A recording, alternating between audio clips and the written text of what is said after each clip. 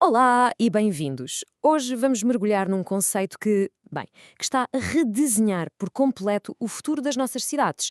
Vamos lá falar sobre a revolução das cidades esponja. Ok, vamos diretos ao ponto. E a pergunta é uma daquelas que se torna mais e mais urgente a cada ano que passa. Por que é que as nossas cidades, os nossos centros de inovação, de cultura, se estão literalmente a afogar? A resposta, curiosamente, está num paradoxo. Para construirmos o que quer que seja, tivemos de selar a terra, cobri-la com uma camada impermeável.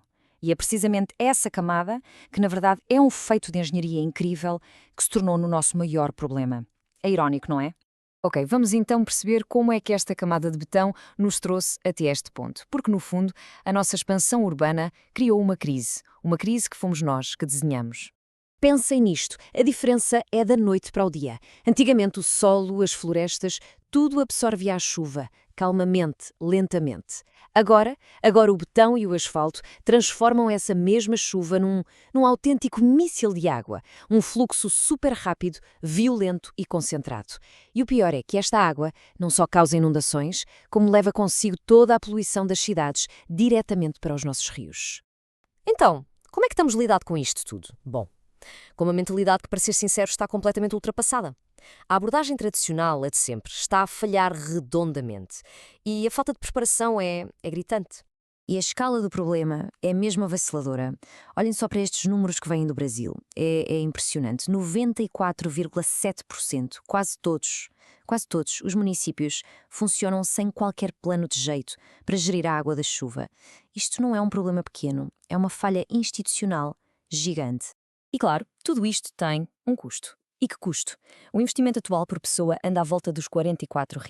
Sabem quanto é que seria preciso só para tapar os buracos, para mitigar os danos mais imediatos? Mais do dobro, R$ 117. É um buraco financeiro gigante que nos está a impedir de seguir em frente.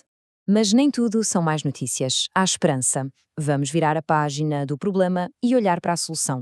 A questão é esta: e se, em vez de continuarmos a lutar contra a água, as nossas cidades pudessem aprender a trabalhar com ela? É exatamente aqui que entra uma filosofia completamente nova. Ok, então a diferença fundamental está toda aqui. De um lado, temos a infraestrutura cinzenta, a tradicional. O objetivo dela era um só: despachar a água o mais rápido possível, empurrá-la para tubos e mandá-la embora. A filosofia da cidade esponja, com a sua infraestrutura verde e azul, faz exatamente o contrário. O objetivo aqui é absorver, reter, limpar e até reutilizar a água, precisamente no sítio onde ela cai. Esta ideia não é assim tão antiga. Foi formalizada na China mais ou menos em 2014 e a abordagem é genial na sua simplicidade. Em vez de forçar o botão em cima da paisagem, a ideia é tentar imitar o ciclo natural da água, como se a cidade ainda fosse um terreno natural. E atenção, não estamos a falar de um projetozinho piloto. A China levou isto muito a sério e estabeleceu uma meta nacional super ambiciosa. Até 2030, 80% das suas áreas urbanas têm de ser redesenhadas para funcionarem como esponjas. Isto dá para ter uma ideia da escala e do compromisso que está por trás deste conceito. Ok, muito bonito na teoria, mas como é que isto funciona na prática? Bem, não há uma varinha mágica, uma tecnologia única. É mais como um kit de ferramentas, várias peças modulares que, quando se juntam, transformam mesmo a cidade. Vamos então começar por cima, literalmente, pelo topo dos edifícios. A primeira ferramenta deste nosso kit são os telhados verdes. A função disto é de uma simplicidade brilhante. Em vez da água da chuva escorrer logo para a rua e causar o caos, ela é capturada ali mesmo na fonte. Ao ficar retida, a água não sobrecarrega os sistemas de drenagem lá embaixo. E como bônus, estes telhados ainda ajudam no isolamento térmico do edifício. 2 em 1. Ok, descendo dos telhados para o nível do solo, encontramos a segunda ferramenta. Falamos dos jardins de chuva. E atenção, isto não são jardins normais daqueles só para enfeitar. São, na verdade, áreas de biorretenção. Foram desenhados de propósito para receber a água que escorre das ruas e dos telhados. E o que acontece ali? A vegetação e o solo funcionam como um filtro. Um filtro vivo, natural, que limpa a água dos poluentes. Só depois é que ela se infiltra devagarinho no solo e vai recarregar os nossos aquíferos. E as estradas e os passeios, que são basicamente as maiores superfícies impermeáveis que temos nas cidades, o que é que fazemos com elas? Bem, para isso temos a nossa terceira ferramenta. A ideia é simples. Em vez daquele asfalto que basicamente asfixia o solo, usam-se pavimentos permeáveis. São materiais que, como o nome indica, deixam a água passar através deles. É a filosofia da esponja em ação, na sua forma mais pura. Em vez da água formar poças e inundações, ela simplesmente desce, na vertical, tal como faria num solo natural. Faz todo o sentido, não é? E é importante dizer que esta não é uma ideia que só existe na China. Nada disso. Conceitos muito parecidos existem um pouco por todo o mundo. Nos Estados Unidos, por exemplo, chamam-lhe Desenvolvimento de Baixo Impacto, ou LID. No Reino Unido, são os Sistemas de Drenagem Sustentável, ou SUDS. Os nomes mudam, mas a lógica é universal. Vamos trabalhar com a natureza, em vez de lutar contra ela. Até agora, o foco foi todo nas inundações, certo? Mas preparem-se, porque há um benefício extra neste modelo. Um bónus quase secreto, mas super importante.